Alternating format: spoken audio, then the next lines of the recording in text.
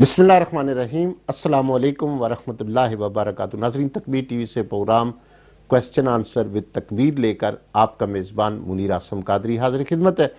नाज़रीन, जिस तरह आप जानते हैं कि दीन फहमी, दीन को समझना, ये बहैसियत मुसलमान ये हमारा फ़र्ज़ भी है, ड्यूटी भी है कि हम दीन के अहकामात जो हैं उनको समझें। ज़ाहिर है कि हम उसी वक्त दीन के अहकामात पर अच्छे तरीके से कमा को अमल पैरा हो सकेंगे जब हमें उन मसाइल की जो हमें रोज़मर्रा ज़िंदगी में पेश आते हैं अपनी ज़िंदगी गुजारने के लिए, और हम कदम कदम पर रहनुमाई चाहते हैं कि हमारे अल्लाह और हमारे प्यारे नबी सल्लल्लाहु अलैहि वसल्लम का क्या हुक्म है इन अहकामात के बारे में, तो हमें उलमा इकराम के पास जाना पड़ता है, वो हमारी रहनुमाई करते हैं।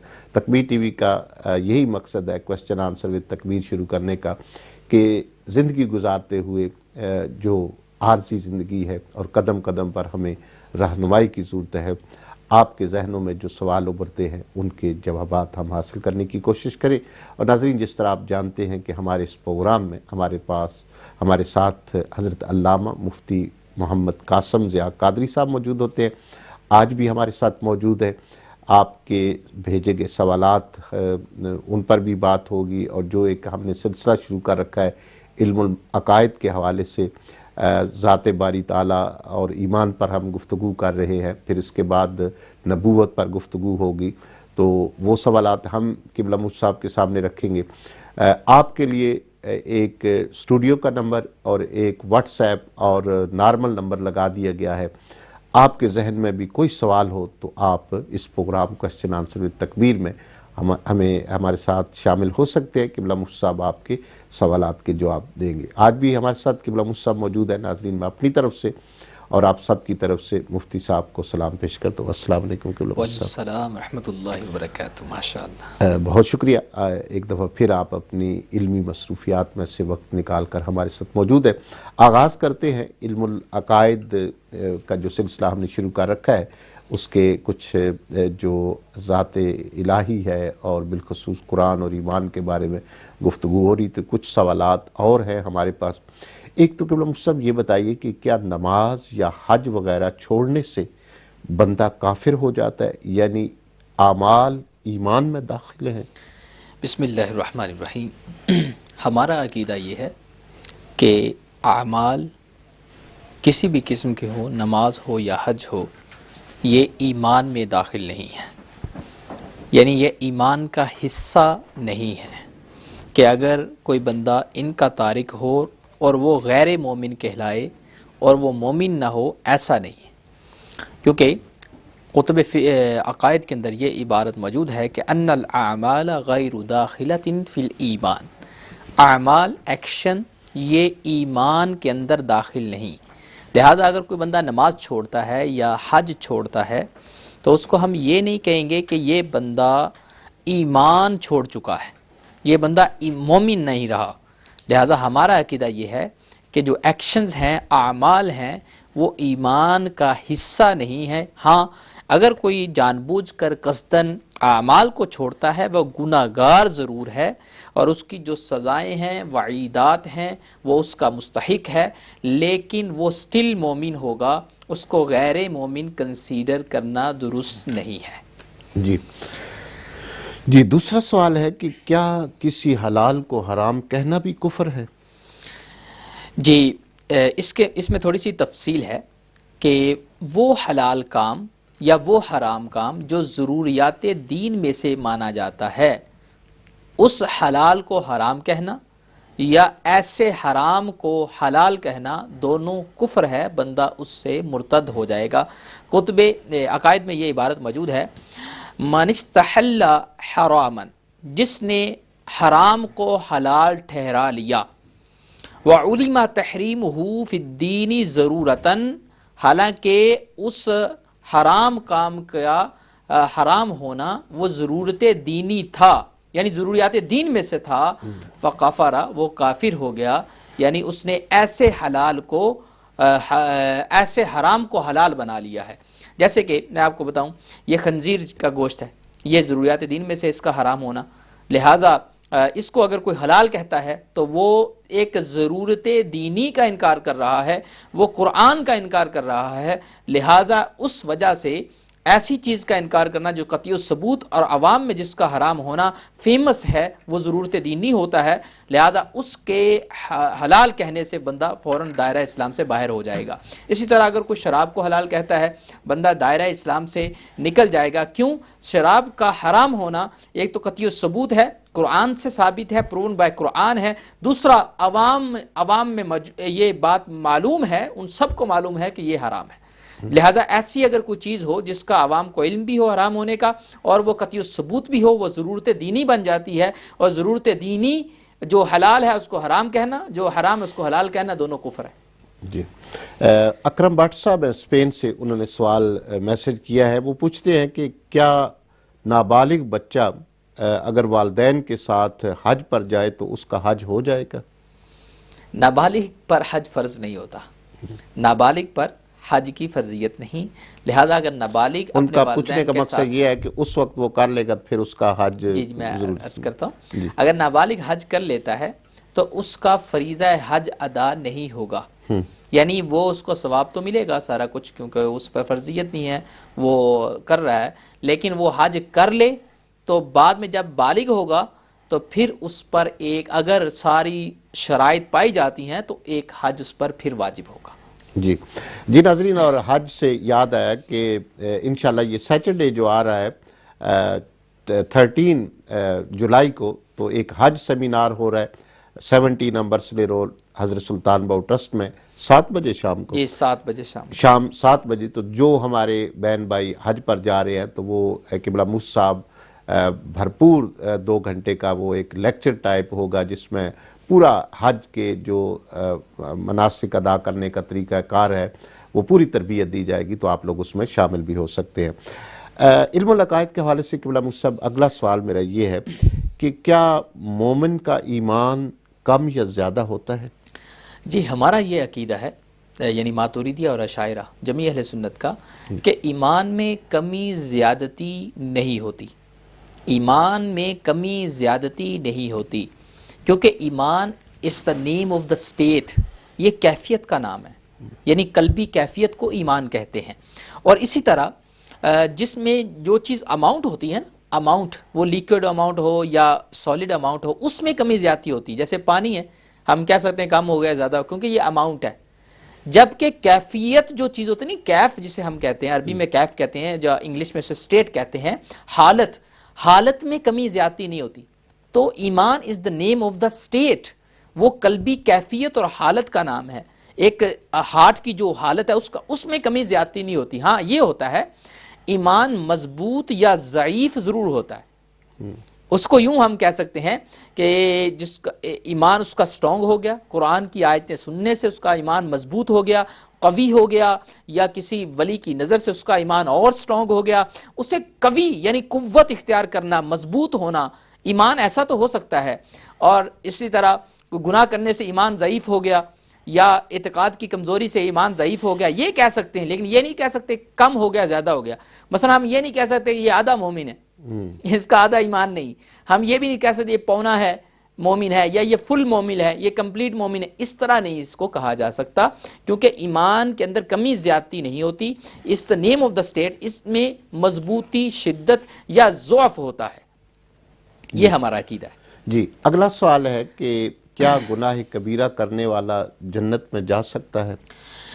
جی اس کا جواب یہ ہے کہ بے شک اللہ تعالیٰ عز و جل کی عنایت سے اور اللہ تعالیٰ عز و جل کی مغفرت کے ساتھ اگر اللہ اسے بخش دیتا ہے تو وہ جنت میں جا سکتا ہے، کیونکہ ہمارا عقیدہ یہ ہے جو مرتکب کبیرہ ہے وہ کافر نہیں ہوتا، ان مرتکب الکبیرہ لیس بکافر، یعنی مرتکب کبیرہ جو کبیرہ گناہ کو کمٹ کرتا ہے تو اس سے وہ کافر نہیں ہوتا، لہٰذا اس کے لیے جنت کا دروازہ کھلا ہے، لیکن اللہ عز و جل اسے معاف کرے گا یا پھر وہ اپنے گناہ کی مغفرت کروائے گا، یعنی دعا کرے گا، یا پھر اپنے گناہوں کا عذاب بھگت کر یا رسول اللہ کی شفاعت کے ساتھ، میرے آقا کریم علیہ السلام کے انٹرسیشن کے ساتھ وہ جنت میں جائے گا، یہ ہمارا ایمان ہے۔ اور مرتکب کبیرہ ہمیشہ ہمیشہ جہنم میں نہیں رہے گا، اس وجہ سے ہمارا یہ عقیدہ ہے کہ مرتکب کبیرہ جو ہے at least at the end وہ جنت میں ضرور جائے گا، اور اس پر بہت سے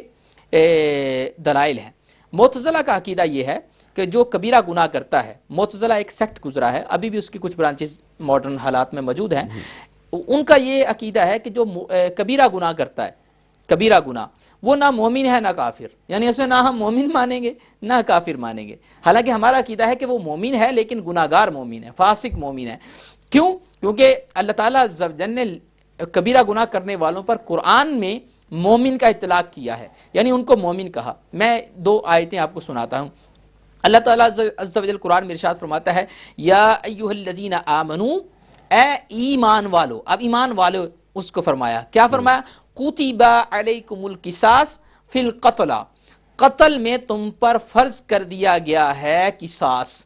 اب قتل کرنا اب کبیرہ گناہ ہے، تو ان قتل کرنے والوں پر ایمان کا اطلاق ہی کیا کہ اگر تم قتل کرو تم پہ قصاص فرض ہے، مومن ہی تم ہو۔ اس کے علاوہ ایک اور آیت ہے، اللہ تعالیٰ عز و جل قرآن میں ارشاد فرماتا ہے، وَإِن طَائِفَتَانِ مِنَ الْمُؤْمِنِينَ اقْتَتَلُوا فَأَصْلِحُوا بَيْنَهُمَا، یعنی 2 گروہ، مومنوں کے 2 گروہ، یہاں مومن فرمایا، مومنوں کے 2 گروہ جو آپس میں لڑ پڑیں، اب لڑنا کبیرہ گناہ ہے، فَأَصْلِحُوا بَيْنَهُمَا، ان کے درمیان صلح کروا دو، یعنی مقاتلہ جو کریں، جنگ کریں، وار کریں، ایک دوسرے کو مارنے لگیں، ان کے درمیان صلح کروا دو۔ کون مومن ہے؟ وہ سٹل مومن ہے۔ پتہ چلا اللہ تعالیٰ نے ان کو مومن کہا جو کبیرہ گناہ کرتے ہیں۔ اس کے علاوہ حدیث مبارکہ ہے، سیاستہ میں موجود ہے، میرے آقا کریم حضرت ابو ذر غفاری اس کے راوی ہیں۔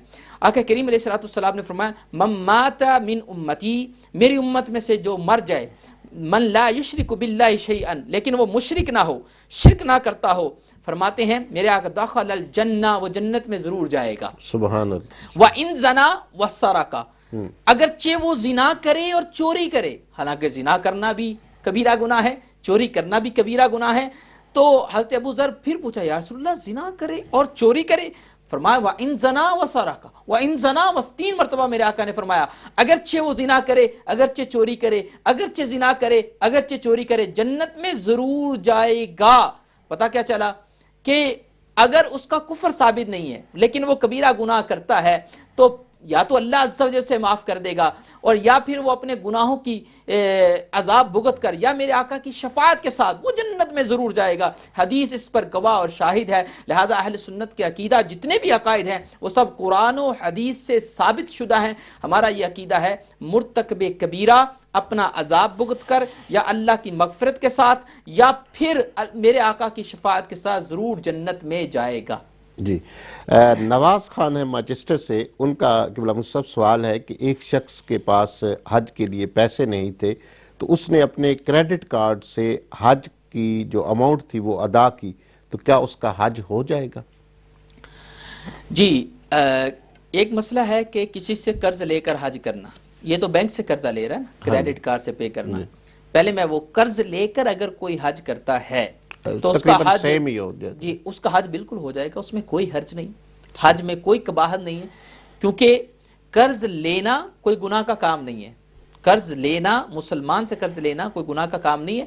اگر گناہ کا کام ہو بھی، اگر کچھ اس نے گناہ، وہ گناہ اپنی جگہ سیپریٹ ہے، لیکن یہ اگر حج کر لیتا اور حج میں کسی طرح کی قباحت نہیں ہے اور کوئی اس نے کوئی حج فاسد کرنے والا ایکشن نہیں کیا، حج اس کا پھر بھی ہو جائے گا۔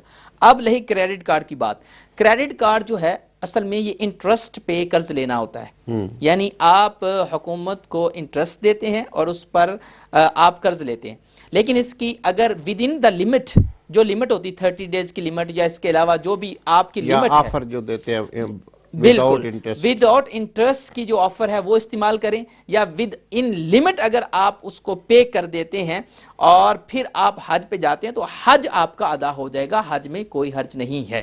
وہ دوسرے مسائل ہیں کہ اگر آپ انٹرسٹ پے کرتے ہیں تو وہ ناجائز ہوگا، لیکن حج اگر آپ ادا کرتے ہیں حج آپ کا ادا ہو جائے گا۔ جی، ایک کالر ہے ہمارے ساتھ، دیکھتے ہیں کون ہے۔ جی السلام علیکم۔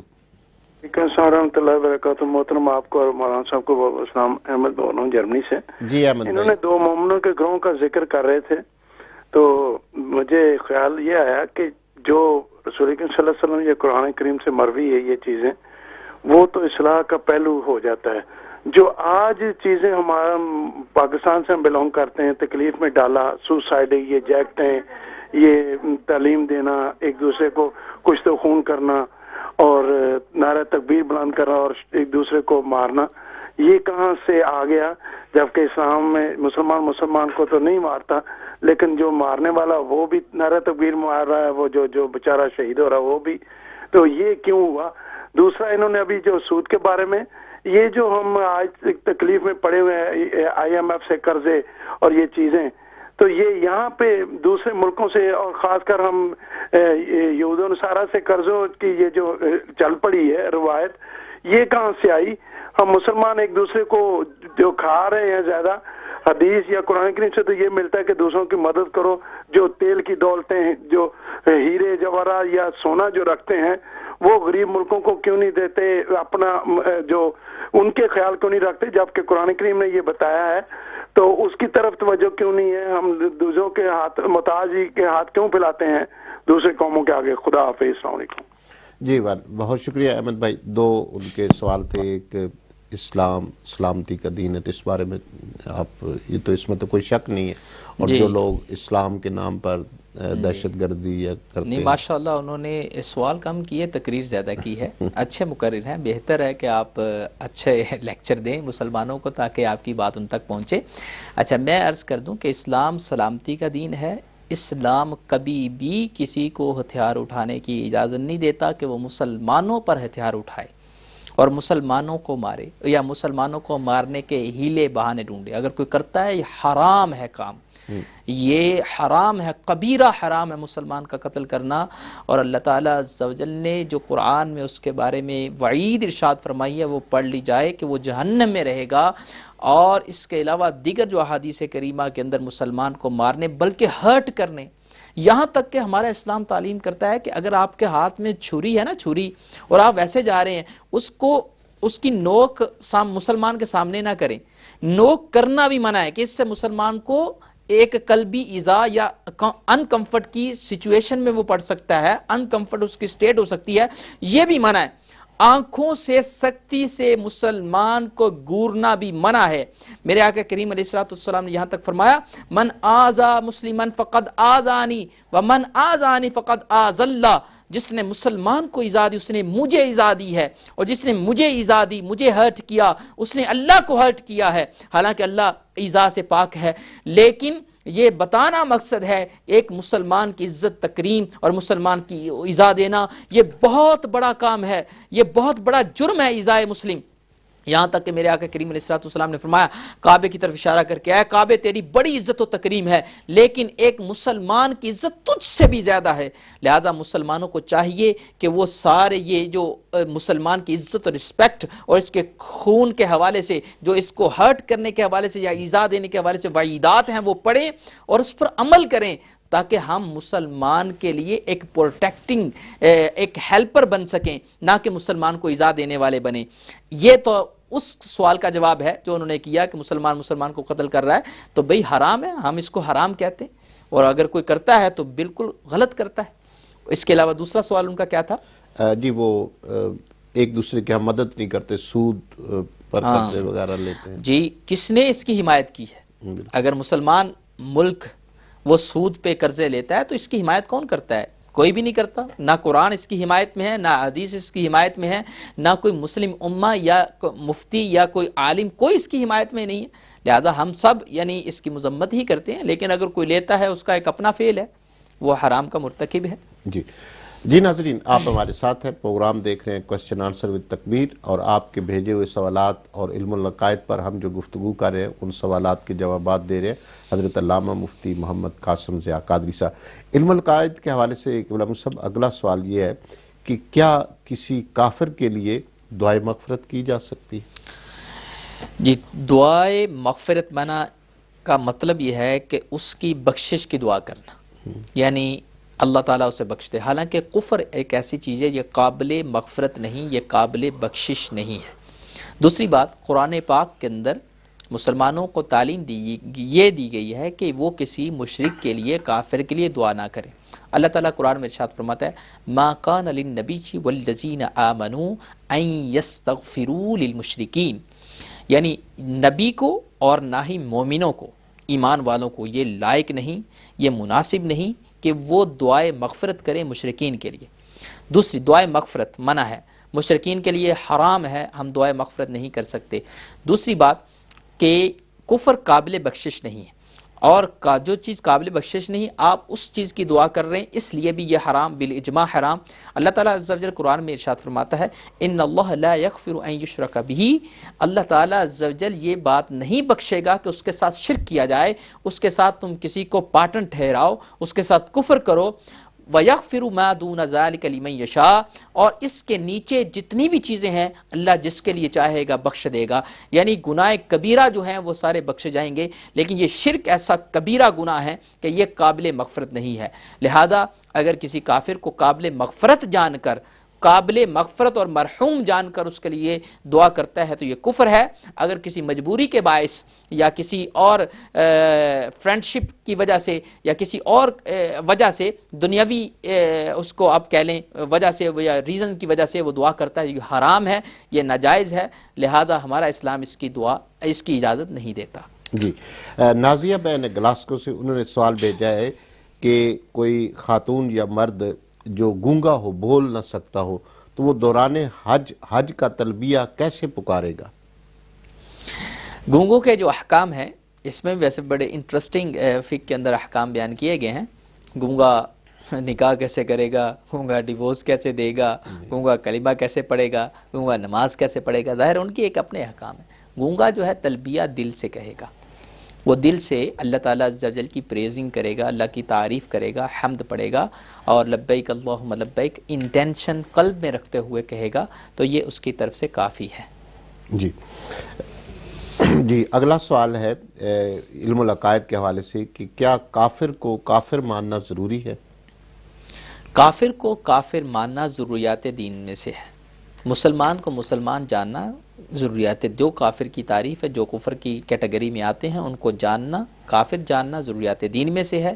ضروریات دین وہ چیزیں ہیں جن پر ہمارا عقیدہ ہونا ضروری ہے، اگر ہم ایک بھی ضرورت دینی کا انکار کریں گے تو کفر میں چلے جائیں گے۔ لہٰذا کافر کو کافر ماننا اور مسلمان کو مسلمان جاننا یہ ضروریات دین میں سے ہے، تو جو ضروریات دین میں ان ساری چیزوں کو ماننا ضروری ہے۔ جی، ایک کالر ہے ہمارے ساتھ، دیکھتے ہیں کون ہے۔ جی السلام علیکم۔ السلام علیکم۔ وعلیکم السلام ورحمۃ اللہ وبرکاتہ۔ جی میرے بھائی کون اور کہاں سے؟ جی احمد جرمنی سے، میں مولانا صاحب سے سوال کرنا چاہتا ہوں۔ جی جی کیجیے۔ بہت مہربانی۔ السلام علیکم۔ وعلیکم السلام، جی فرمائیے۔ جی محترم، جزاک اللہ، احمد بول رہا ہوں۔ بہت اچھے پیارے جواب آپ کے سوالوں کے ہوتے ہیں۔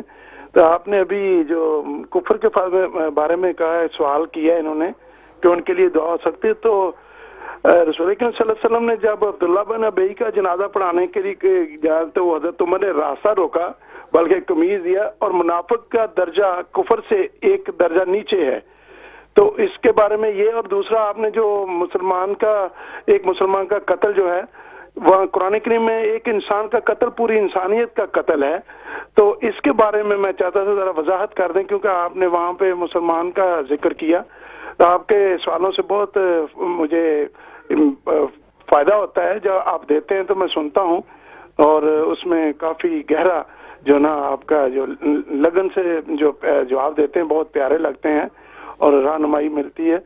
جزاک اللہ، بہت شکریہ احمد بھائی۔ سوال ہے ان کا بھی، خدا۔ جی، دو سوال غالباً کیے ہیں۔ فرسٹ کوشچن کیا ہے؟ ایک تو تھا کہ جو عبداللہ بن ابی والا، جی عبداللہ بن کہ نبی کریم صلی اللہ علیہ وسلم نے عبداللہ بن ابی جو منافق تھا اس کے لیے جنازہ پڑھایا۔ حضرت عمر رضی اللہ عنہ آگے بڑھے، میرے آقا کریم علیہ الصلوۃ والسلام نے اس کا جنازہ پڑھایا، اس میں بڑی حکمتیں تھیں، اور اس میں حکمت یہ تھی، میرے آقا کریم علیہ الصلوۃ والسلام کو اللہ تعالیٰ نے علم غیب عطا کیا ہے، اور آپ نے علم غیب جو اللہ تعالیٰ عز و جل نے ان کو عطا کیا ہے اس کے ذریعے جان لیا تھا کہ میں جنازہ پڑھاؤں گا تو اس سے اتنے لوگ مسلمان جو اس کے ساتھی تھے 300 سے زائد، تو وہ مسلمان ہو جائیں گے۔ ایسا ہی ہوا، جب میرے آقا کریم علیہ الصلوۃ والسلام نے عبداللہ بن ابی اس پر جنازہ پڑھایا اور اس پر کرم اور نوازش جب ان منافقین نے دیکھی تو وہ پکے سچے مسلمان بن گئے۔ دوسرا، یہ جو آیت ہے اس کے بعد اتری ہے، یہ آیت جو حکم ہے نا کہ مشرکین کے لیے تم دعائے مغفرت نہ کرو، یہ اس کے بعد نازل ہوئی، اور اس کے بعد منع کر دیا گیا کہ کوئی بھی کسی مشرک یا منافق کے لیے دعائے مغفرت نہیں کی جائے گی. تو یہ اس کا جواب ہے. دوسرا کیا سوال ہے؟ دوسرا وہی جو کہا کہ ایک انسانیت، ایک انسان کا قتل. جی، ایک انسان کا قتل، یہ تو قرآن پاک میں واضح ہی ہے، آپ نے بتا بھی دیا کہ ایک انسان کا قتل یہ پوری انسانیت کا قتل ہے. دیکھیں انسان، اس میں کافر کو بھی شامل ہے کہ کافر کو بھی ظلماً قتل کرنے کی کوئی اسلام کی کوشش یا کسی کتاب یا کوئی قرآن و حدیث میں اجازت نہیں ہے، بلکہ کافر کو ظلماً کوئی اور قتل تو بڑی دور کی بات ہے نا، اینڈ آف دا اسٹیٹ ہے، آخری حالت ہے. عام تکلیف بھی کسی کافر کو نہیں دے سکتے. آپ کے نیبر میں، ہم ادھر رہتے ہیں، ہمارے نیبر میں کئی طرح کے لوگ رہتے ہیں، تو لہذا ان کو تکلیف دینا بھی ظلماً، ان پہ ظلم کرنا یہ بالکل ناجائز، اور شریعت اسلامیہ اس کو ناجائز کہتی ہے، حرام کہتی ہے. اسی طرح ان کا قتل کرنا ظلماً یہ بھی ناجائز و حرام ہے. لہذا میرے آقا کریم علیہ السلام کی حدیث ہے کہ مظلوم کی بد دعا جو ہے وہ اللہ تعالیٰ عز و جل قبول کرتا ہے. دعوت المظلوم جسے کہا ہے، 3 لوگوں کی دعا ریجیکٹ نہیں کی جاتی. ایک دعوت المظلوم ہے، ایک دعوت المسافر ہے، یعنی مسافر کی دعا، یا مظلوم جس پہ ظلم ہو اگرچہ وہ کافر ہو. حدیث میں آیا اگرچہ وہ کافر ہو، کیونکہ ظلم کی اجازت تو اسلام دیتا ہی نہیں. لہذا جو لوگ معاذ اللہ اسلام کو مس انٹرپریٹ کرتے ہیں، قرآن کی آیتوں کو مس انٹرپریٹ کرتے ہیں، وہ غلط کر رہے ہیں. اسلام پیس اور پیس کا نام اسلام ہے. سبحان اللہ. ایک سوال اور ہے، یہ اکبر علی صاحب ہے ڈڈلی سے، انہوں نے کہا ہے کہ عمرہ کے دوران احرام کی حالت میں اگر غلطی سے جرابیں پہن لی تو کیا عمرہ ہو جائے گا، اور اس کا پھر کفارہ کیا ہے؟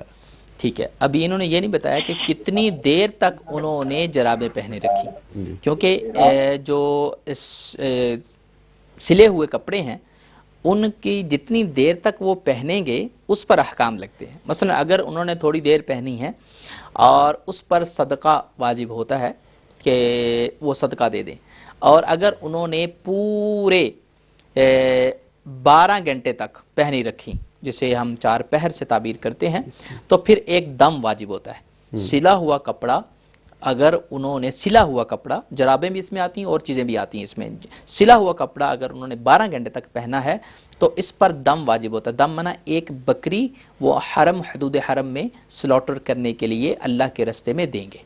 جی، ایک کالر ہمارے ساتھ، دیکھتے ہیں کون ہے. جی السلام علیکم. جی وعلیکم السلام ورحمۃ اللہ وبرکاتہ. جناب حاجی صاحب کیا حال ہے؟ ٹھیک ہے، خیریت ہے؟ جی ماشاءاللہ. حافظ محمد شفیق جماعتی صاحب.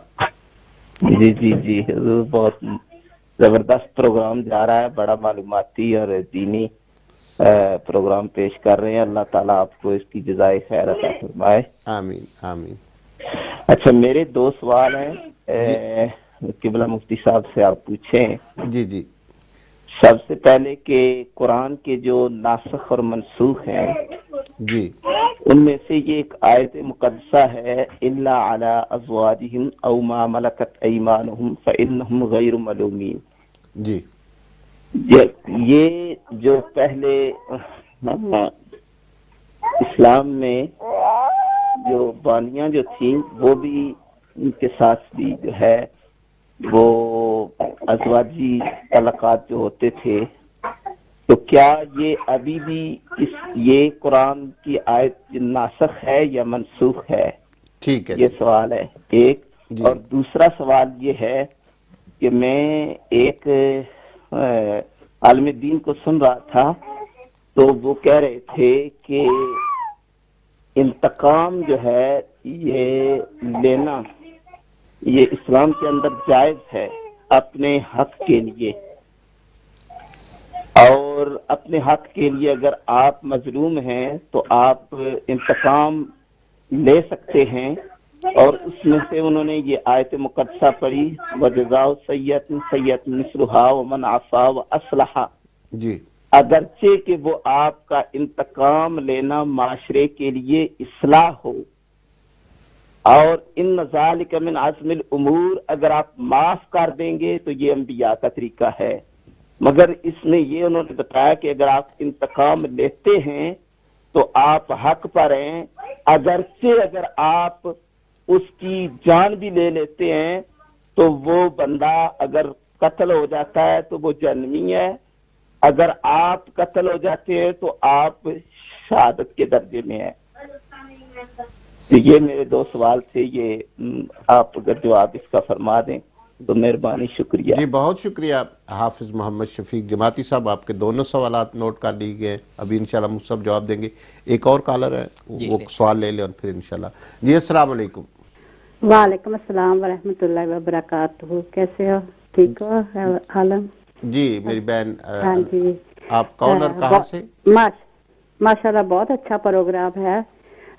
کوشچنز تو کتنے سارے ہیں، مگر ایک عام کوشچن پوچھتی ہوں کہ جیسے صبر کرنا بھی ٹھیک ہے، صبر کرنا ہے، صبر کرتے رہنا ہے، مگر اگر زیادہ صبر کریں پھر بہت حالات خراب ہو جاتے ہیں، تو پھر جب جواب دیں تو پھر اللہ سبحانہ تعالیٰ نے کہا کہ جو طاقت ہے جیسے خاموشی سے کہہ لیں، ہاتھ سے کہہ لیں، مگر جب یہ ہم کوشش کرتے ہیں کہ زبان سے یا سختی سے کہنا، پھر وہ لوگ کہہ دیتے ہیں حضور پاک صلی اللہ علیہ وسلم تو سافٹ تھے، یہ ہے، یہ تو وہ تو کہتے تھے معاف کرو، یہ ہے، مگر جب آپ کو 100% پتہ چل جائے ایک انسان کا گناہ کا، روکنے کے لیے وہ کیا کر سکتا ہے؟ تو آپ مجھے بھی اور آپ کو بھی پتہ ہے کہ فاروق اعظم جب مشکل ہوئی تھی وہ اسلام سپریڈ کرنے کے لیے، تو پھر نا انہوں نے کتنی سختی سے کہا کہ ہمیں روک رہے ہیں۔ شکریہ بہت بہت آپ کا۔ جی آپ کا سوال بالکل سمجھ آ گیا، تو ابھی انشاءاللہ اس پر جواب لیں گے۔ حافظ محمد شفیق جماعتی صاحب کے دو سوال تھے، ایک تو وہ قرآن کی جو آیات ہے ناسخ اور منسوخ، اور انہوں نے ایک مثال بھی دی ایک آیا مبارکہ کی، اس بارے میں کیا فرمائیں؟ جی، قرآن کی جو آیات پر حافظ صاحب قبلہ نے سوال کیا، اس حوالے سے میں ڈیٹیل سے پہلے بھی پروگرام کر چکا ہوں، لیکن ابھی پھر میں آپ کو عرض کرتا ہوں کہ ناسخ منسوخ جو آیتیں ہیں وہ بڑی مخصوص ہیں، ٹھیک ہے؟ 5 آیتیں منسوخ ہے بالاتفاق، صرف 5 آیتیں پورے قرآن میں بالاتفاق منسوخ ہیں۔ اس پر میں نے ایک تفصیلی فتویٰ لکھا ہے، سیکرز بات ویب سائٹ پہ موجود ہیں، وہ کون کون سی آیتیں ہیں اور کب وہ منسوخ ہوئیں۔ اس کے علاوہ علامہ جلال الدین سیوطی شافعی رحمۃ اللہ تعالیٰ علیہ نے تقریباً 22 آیتوں کو منسوخ لکھا، لیکن علماء نے اس پہ کلام کرتے ہوئے 5 پر اتفاق ہے۔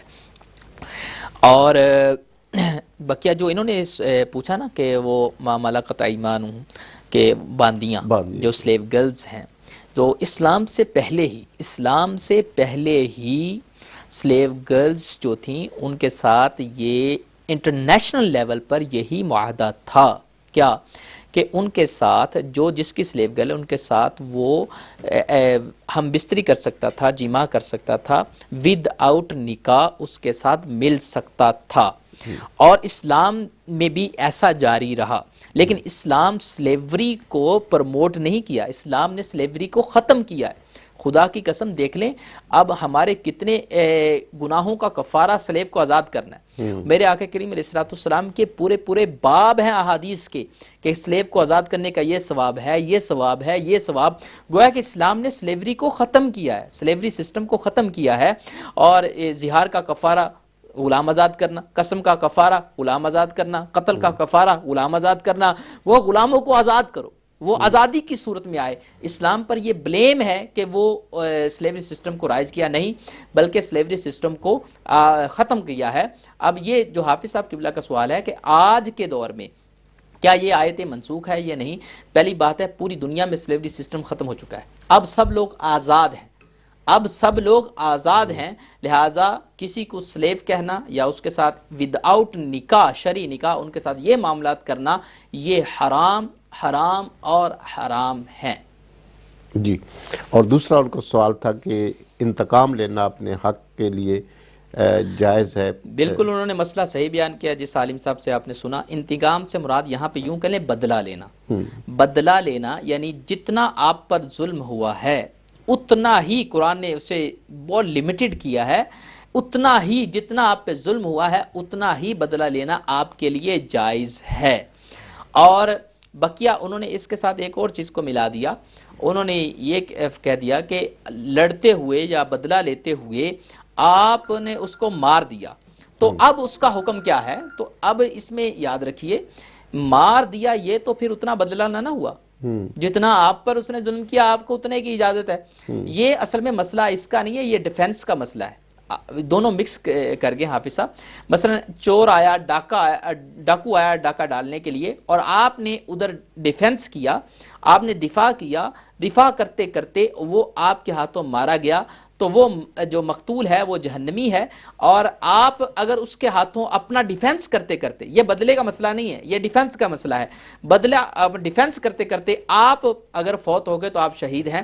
لہذا دونوں مسئلے جدا جدا ہیں، ان کو ملایا نہ جائے ورنہ کنفیوژن ہو جائے گی۔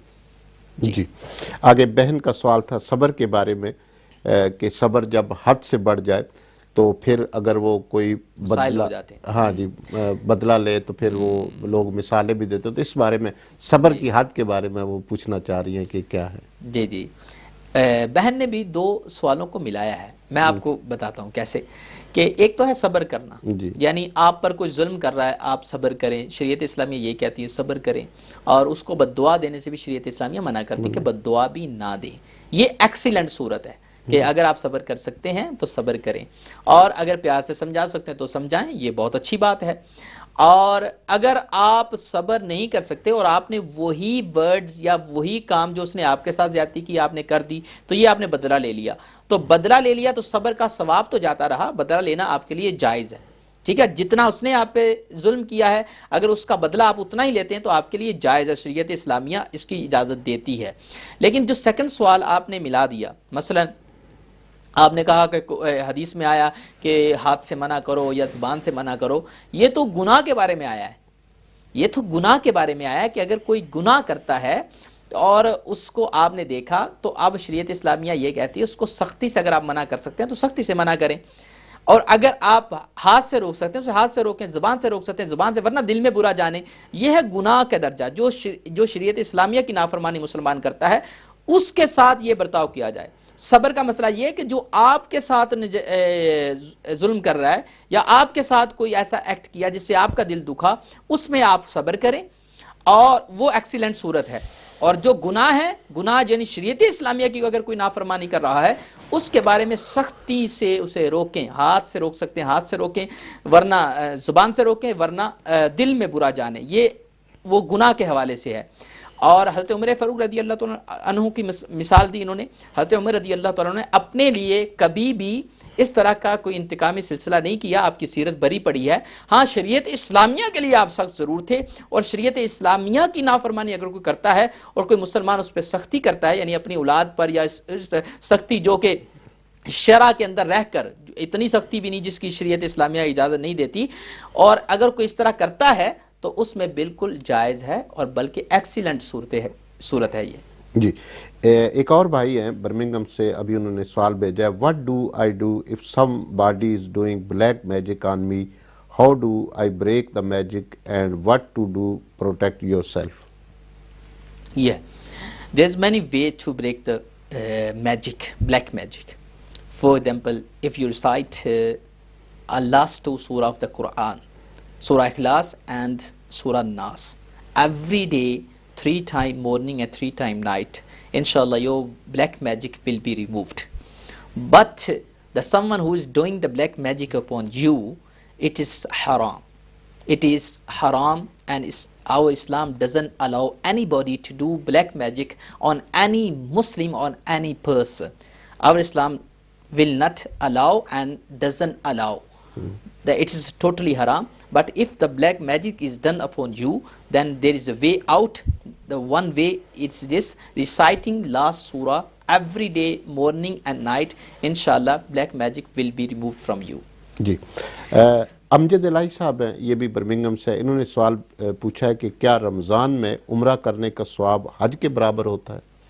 جی ماشاءاللہ بہت اچھا سوال ہے۔ میرے آقا کریم علیہ الصلوۃ والسلام کی حدیث ہے، اِنَّا عُمْرَةً فِي رَمَضَانَ حَجَّةٌ۔ میرے آقا کریم علیہ الصلوۃ والسلام نے ارشاد فرمایا کہ indeed performing عمرہ in the Ramadan it's equal to حج، یعنی کہ عمرہ کرنا رمضان کے اندر یہ حج کے برابر ہے۔ بلکہ ایک حدیث میں یہاں تک آیا کہ جس نے رمضان میں عمرہ کیا اس نے گویا کہ میرے ساتھ حج کیا، تو یہ تو بڑی فضیلت کی بات ہے. تو یہ حدیث میں بھی آئی ہے اور یس آپ نے صحیح سنا ہے کہ عمرہ رمضان میں حج کے برابر ہے. جی ہمارے دوست ہیں اور بڑے ہمارے پروگرام ہمارا ایک ہوتا ہے اس کو کرتے ہیں، تعاون بھی کرتے ہیں. حاجی بشیر صاحب لندن سے، تو ماشاء اللہ انہوں نے سلام بھی سوال بھی کیا. پہلے ایک کال لے لیتے ہیں پھر ان کا سوال انشاءاللہ. جی جی ماشاءاللہ. جی السلام علیکم. وعلیکم السلام. جی میرے بھائی کون اور کہاں سے؟ جی عبدالرحمان مینچسٹر سے. عبدالرحمان صاحب جی سوال کیجئے. جی جی سوال ہے غریب کا، یہ کوئی بھی جھوٹا فرقہ کہہ لیتے ہیں جی فرقہ، یہ کب تک چل سکتا ہے؟ 100 سال، 50، 100، 150، 200 سال فرض کرو یہ قادیانی ہیں، کب تک یہ چلتا رہے گا ان کا یہ دھندا؟ یہ سوال ہے. السلام علیکم. وعلیکم السلام. جی حاجی صاحب کا ان کا جواب بھی دیتے ہیں. حاجی صاحب نے سوال کیا ہے کہ کیا موجودہ جو کرسچین اور جیوز ہیں وہ اہل کتاب جنہیں ہم کہتے ہیں، تو کیا ہم ابھی اس دور میں ان کو اہل کتاب کہہ سکتے ہیں؟ جی موجودہ جو کرسچن اینڈ جیوز ہیں جو کہ اہل کتاب کہلاتے رہے ہیں اور اہل کتاب ہیں، تو ان کو اہل کتاب کہنا درست ہے، اور لیکن اس کے ساتھ شرط ہے، یہ یاد رکھیں ہمیشہ.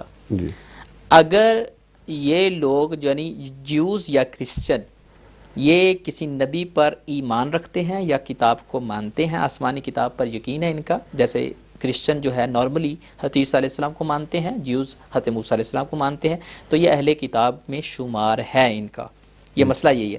لیکن اس کے ساتھ شرط یاد رکھیں، اگر یہ ایتھیسٹ نہ ہوں. ایتھیسٹ میں نا یہ خدا کا انکار نہ کرتے ہوں. ابھی موسٹلی ایسا ہے کہ کئی کرسچن جو ہے ایتھیسٹ بن گئے ہیں. ایتھیسٹ میں نا وہ ملحد بن گئے ہیں، بالکل اسلام کا انکار کرتے ہیں. ان کا نام کرسچن ہی ہے، اپنے آپ کو کرسچن ہی شو کرتے ہیں، لیکن ساتھ بتاتے بھی ہیں کہ ہم قرآن و اسلام کو نہیں مانتے، نہیں قرآن کہہ دیا، ہم کتاب کو نہیں مانتے، نہیں بائبل انجیل کو بھی نہیں مانتے، اور نہ ہی حضرت عیسیٰ علیہ السلام کو مانتے ہیں. ہم ایتھیسٹ ہو چکے ہیں، بلکہ ہم کہتے ہیں اللہ ہے ہی نہیں.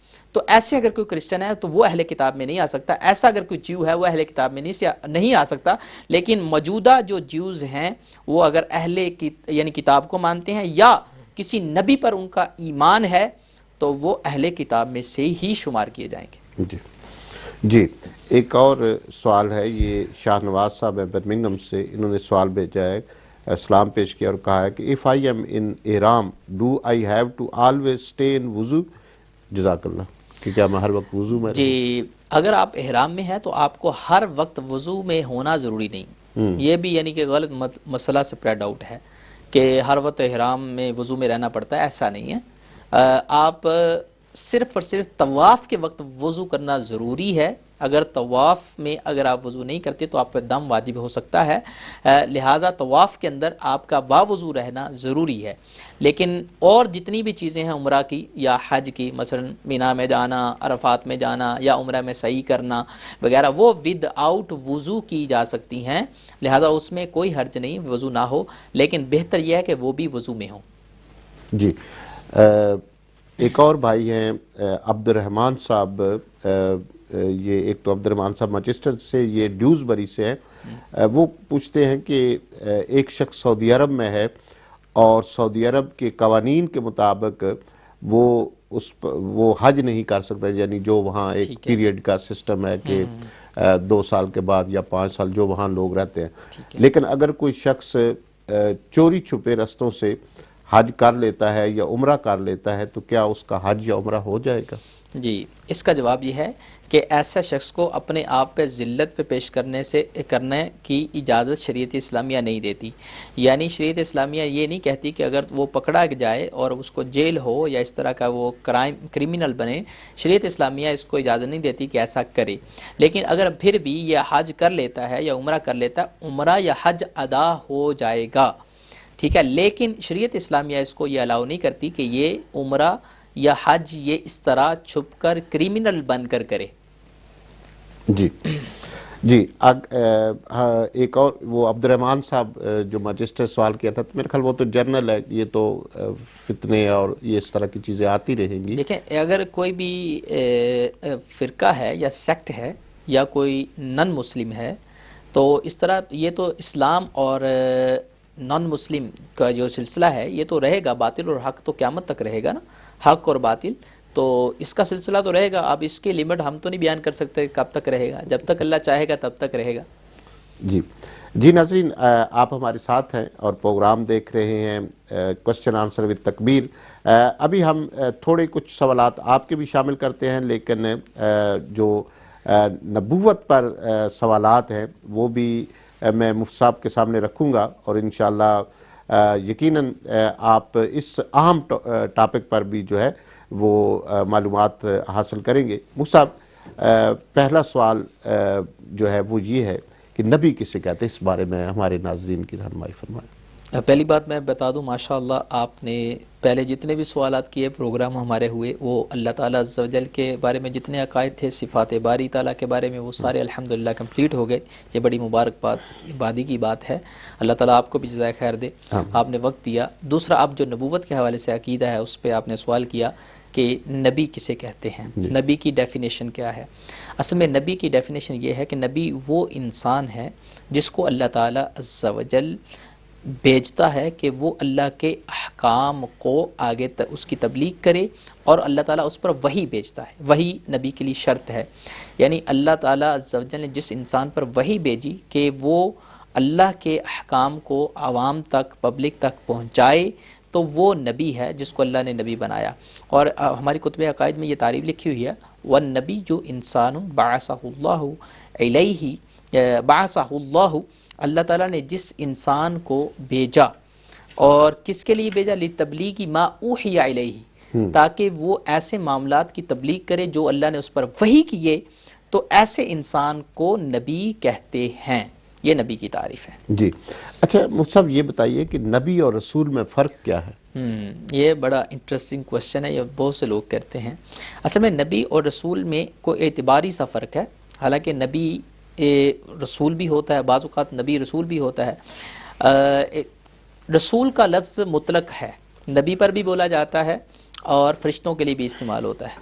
اور بعض علماء نے یہ ڈفرینشیٹ کیا ہے بٹوین نبی اور رسول, کہ نبی وہ ہوتا ہے کہ جس کو ایک شریعت دی جاتی ہے اور اس کو احکام دیے جاتے ہیں کہ وہ اس کی تبلیغ کرے, اور رسول وہ ہوتا ہے جس کو ایک نئی شریعت دی جاتی ہے, وہ پھر اس شریعت کے احکام کو آگے پہنچاتا ہے.